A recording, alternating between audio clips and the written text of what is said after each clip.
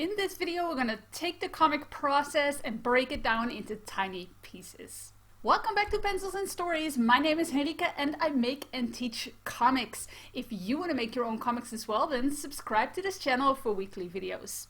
Last week I shared my biggest tip to prevent overwhelm while you're doing a longer comic project. Today I wanted to take that a step further and actually show you what my comic process looks like.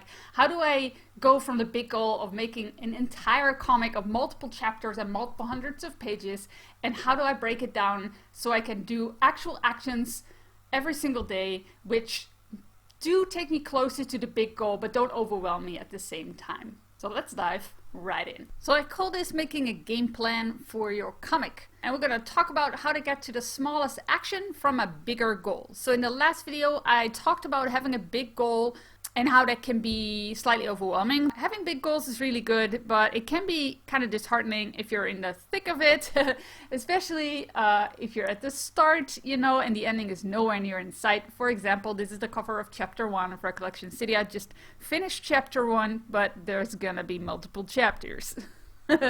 And it's gonna be more than 5. It's gonna be 10. So yeah. I still have a long way to go. I am a person who can stay focused on making one project for a really long time. I know other people need the variation, so they might actually benefit from doing shorter comics. For me, it doesn't really matter. I can stay focused on one project for a really long time. Not that I don't have any ideas, far from it, but you know, just really diving into one project is something that I like to do. So this is what we're going to talk about, making a game plan, which means just what can you do on a daily basis? What are the actions you actually need to be doing? Because putting make a comic on a to-do list is not very actionable, and you actually might start mentally resisting that. So for those who don't know me, my name is Henrike, and I make Recollection City, which is my webcomic. It's free to read on recollectioncity.com. And I also like to teach comics because I see so many people online who want to make a comic, but they either don't know how to start, they make it super complicated, they have a lot of ideas, but they never really take any action to actually starting their comic. And there's all kinds of reasons for that. And since I've been art blocked for the longest time, and I totally 100% recognize that feeling, but also found a way around that, I decided to help other people start their comics. And that is why Pencils and Stories is here. And you can follow me on Facebook, Twitter, and Instagram, or you can subscribe to this YouTube channel, of course. So, your big goal. This is my big goal, which is a published webcomic. And by published, I mean published on the internet, because that's the medium of my choice. I also want to do Kickstarters. But for now, let's keep it at a published webcomic, which means a long-form webcomic, multiple hundreds of pages, and it is in full color in my current style, which you can see on the left. So that's the comic. And then I need a website for that comic to put it on. I already finished this step. I have it on my own WordPress website, but that was, before I launched, that was a really big goal for myself as well, making that website. It was super overwhelming, and also step by step I managed to be able to do that. And then the third point, a webcomic needs an audience who reads it. So those are actions of like making images for social media, promoting your comic in groups where that's allowed or on social, using hashtags, joining in conversations, but also like putting it on top webcomics, putting it on, like there's all kinds of comics like Comic Rocket and Paprika and all of those websites that you can put your comic on. You can do link exchanges with other people, and those are all kinds of actions that's related to your audience. Kickstarters fall under that as well. A very good way to build an audience is actually doing Kickstarters.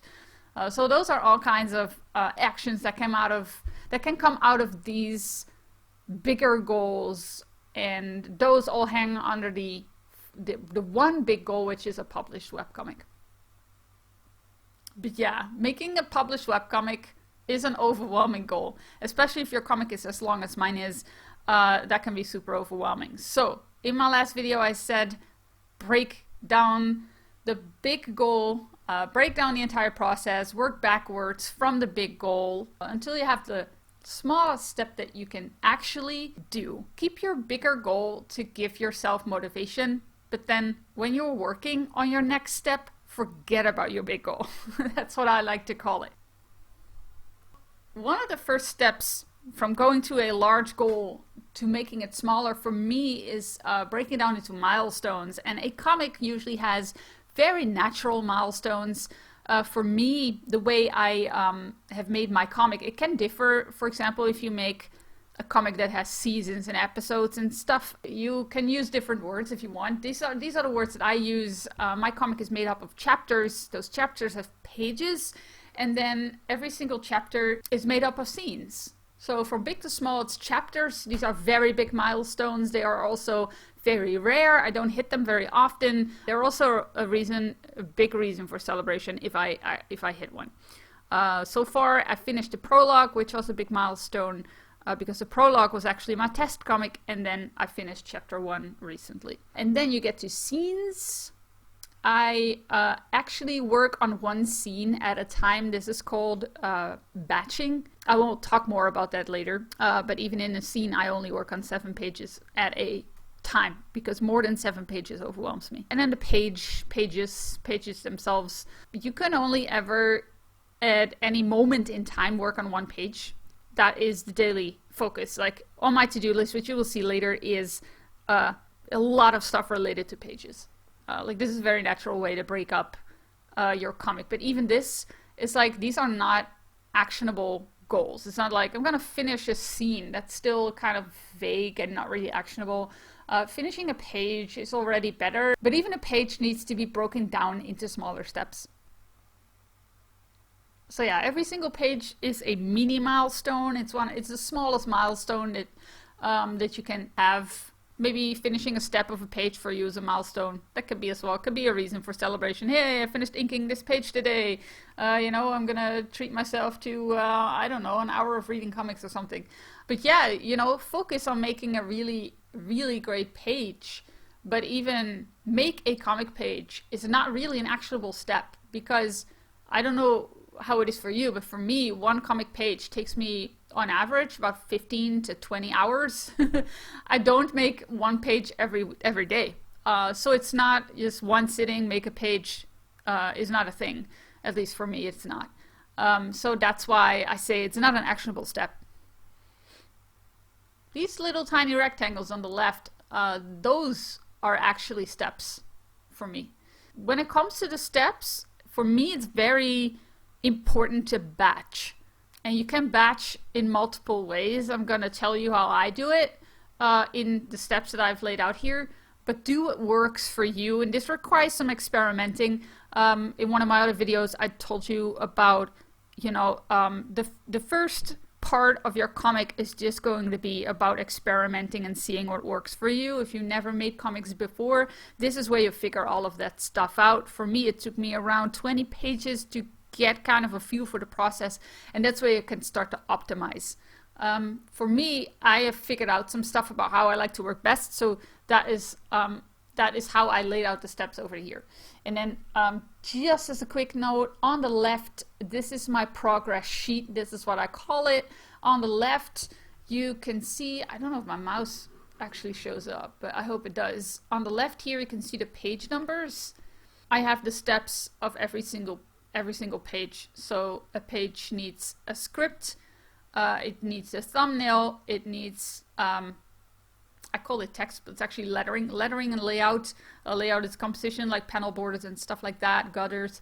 Then the drawings, the inks, the flats, and I actually hire somebody else to do that, and then I do the coloring. So for me, the process of a comic page is this. I have a script. I script an entire chapter because I need to have that overview of my story. I already have the bullet points of my entire story filled out, but then I go a level deeper and I actually write out the scenes. What are they doing and what are they saying? So I just do this in full chapters because those are very big chunks of story and I need to be cohesive and I need to make sense. And then I thumbnail scenes because I do like to have to kind of lay out an entire scene. And scenes can differ. Like I have scenes of 2 pages and I have scenes of 20 pages. So it really differs. I kind of decide on scenes when it's like one location or focusing on certain characters. Thumbnails are still pretty fast to do. That's the point of them, to draw a ton of them in a really short time. And then also layout and lettering, I do this for the entire scene as well. So I just have the basic files and I can just dive into drawing. So I do that also for the entire scene, no matter how long it is. But then we get to the actual drawing, and that's when I realize that if I have more than 7 pages in my folder that all need to be drawn on, that becomes really overwhelming to me. It might be less or it might be more for you. It doesn't really matter. And then inking, coloring, finishing up the page. I work on my batch. I finish them obviously one by one. And then once the batch of 7 pages or the entire scene is done, only then will I start working on the next batch, which is usually the next thumbnails. So again, this is the page process. It starts out with script, which is bullet points and dialogue in my case. Then I thumbnail my scenes. I lay them out in terms of panels and composition. And I do the lettering. You can actually do the lettering before your thumbnail. I see a lot of people do that as well. Just laying in the text so you see how much room you need for the balloons and how much room you have still for your drawings. That can be a really great way to work as well. I like to do layout and lettering kind of at the same time, or at least a final lettering. Then I do multiple drawing passes. I ink it all and then I color it. That's my page process. So when it comes to batching, the reason why I do that is because if you switch tasks, and it can even be switching certain kind of techniques or ways of working in your comic process, it kind of takes time to get into it again. So if you are working on one page only, you finish the thumbnails, then you have to get into drawing, then you have to get into inking, then you have to get into coloring, and then you start all over again.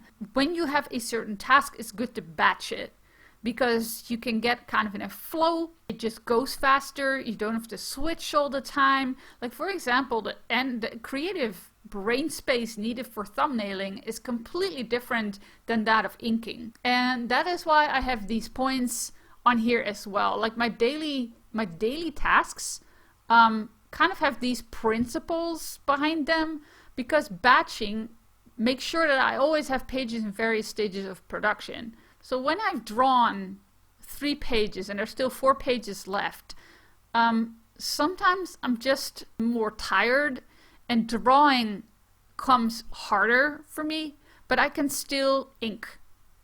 That's the time and energy that I mention here in the middle. I can choose a certain creative task that fits my energy levels and the time I have. For example, thumbnailing doesn't take a lot of time, but then drawing does, inking also.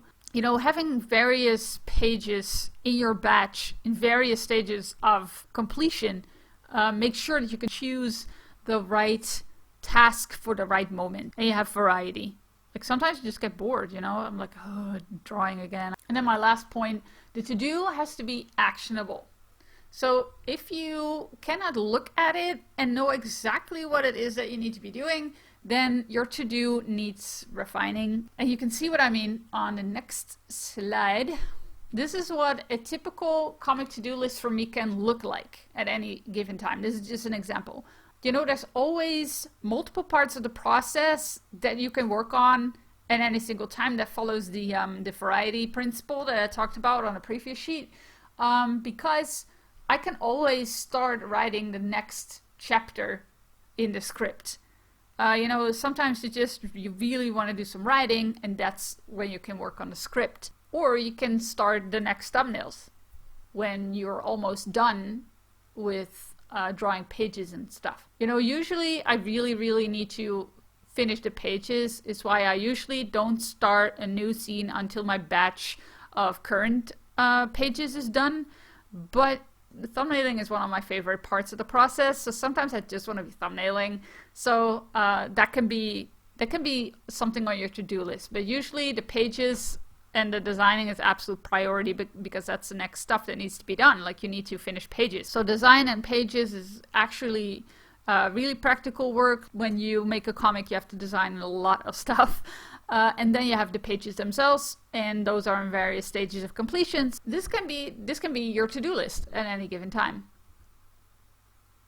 Some people, and it's not my recommendation to do this for really, really, really long comics, but some people who have a shorter comic, maybe it's only 100 pages, they finish all the script and all the thumbnails first because you know, they want to see the entire overview of the story and then they dive in. If you have a giant comic, the reason why I don't recommend finishing, maybe finish the script, but not the thumbnailing. In my experience, you get new ideas along the way. And I have found that if I thumbnail too far into the future, when I get there, I'm not really satisfied with them anymore.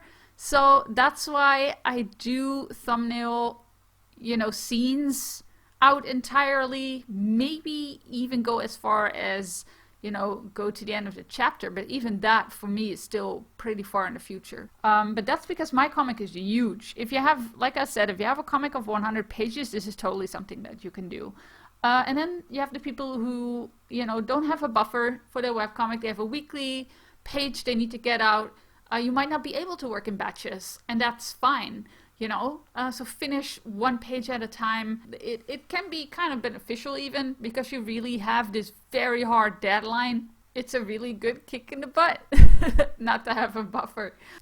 So that's my process. I have way more comic tips for you. One of the best ways to keep up to date to new videos and, you know, apart from subscribing on YouTube is to actually get on my email list. I have weekly tips, weekly inspiration, stuff I find related to comics, related to making comics that I share with my email list subscribers. And also I share free stuff. Like, for example, this entire presentation plus a small workbook is something that I'm going to send out, or I've already sent out by the time this goes live. You can get it as well. If you missed that, you're not on my email list, you can get it in my Gumroad store for a small price. But if you're on my email list, you get that stuff all for free. And then if you subscribe, you also get my comic quick tips. That's the image on the right. It's an ebook that I made. And then I have a website as well, pencilsandstories.com. And I made a giant resource list with all kinds of articles and videos and courses and, you know, free and paid stuff. All of those things have helped me make comics, get started on making comics, and I compiled a nice list of them on my website that you can check out at pencilsandstories.com/resources. Then I also have a Facebook group. It's facebook.com/group/pencilsandstories. It's not too full right now. I'm still building my audience on YouTube. It's still building my email list. So it's a small group, small but fun, and I'm gonna do my best to bring more people into the group over the coming months. And then I have my Gumroad store. There's free and paid stuff on there. It's small resources about making your own comics, which is to be found at gumroad.com/pencilsandstories. That was it for this week's video. If you want to get the presentation of this video, you can go to my Gumroad store and you can get it for a small price. If you're on my email list, you will have already gotten this for free, plus a workbook. So don't go to my Gumroad store in that case. I want to thank you so much for watching. Give this video a thumbs up if you like it, so I know to make more videos like these. Subscribe if you want to make comics, and if you want to have weekly videos, you can hit the bell notification to be notified. And for now, go out and make some comics.